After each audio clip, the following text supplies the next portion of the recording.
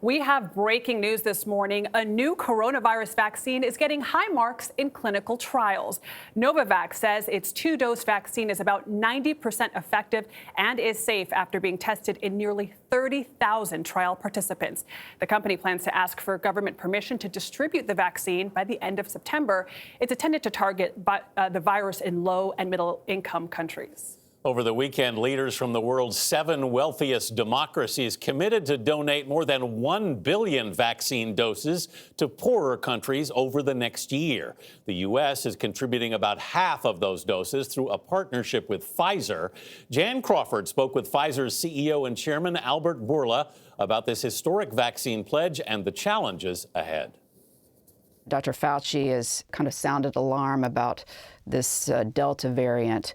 How confident are you that your current vaccine is going to protect against that? I feel quite comfortable that we cover it. We will not need a special vaccine for it. The current vaccine should cover it. With growing concern over the Delta variant across the world, Pfizer CEO Albert Bourla says the pharmaceutical giant is ready to leap into action with new vaccines to protect against other possible variants within 100 days. We have a surveillance systems in all over the country, in all countries of the world, in all over the world. And when a new variant emerges, immediately we are testing how the current vaccine behaves compared to this variant. We're getting near the 6-month mark now of people here in the U.S. getting the vaccines. Has Pfizer determined that we will need a booster shot? No, we haven't determined, and the studies are currently running. But based on the data, Bourla says Pfizer is anticipating people will need a booster shot, essentially a third dose, within 8 to 12 months of their second shot.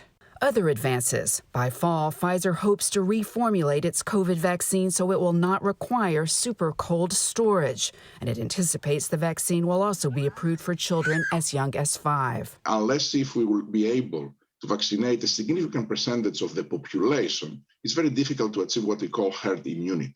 When you reach herd immunity, you protect the others as well. And kids will play a significant role in doing that.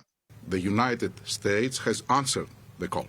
In England, President Biden said that worldwide vaccination efforts would be a constant project for a long time.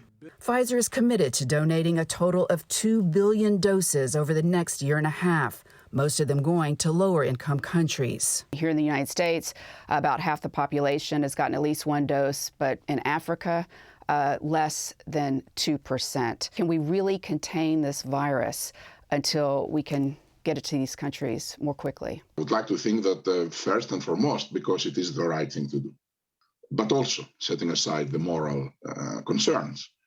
I think it is also very important for controlling globally the pandemic. Despite the miracle of science, the fastest ever development of a vaccine, Bourla now worries about people who refuse to take it. With vaccination rates slowing down, Bourla has this message to those who are reluctant. I try to explain them that the decision to vaccinate or not is not going to affect only your life, but unfortunately will affect the health of others, and likely will affect the health of people you like and you love the most. When you try to explain that their fear could stand in the way to protect your loved ones, I think this is the argument that mostly works.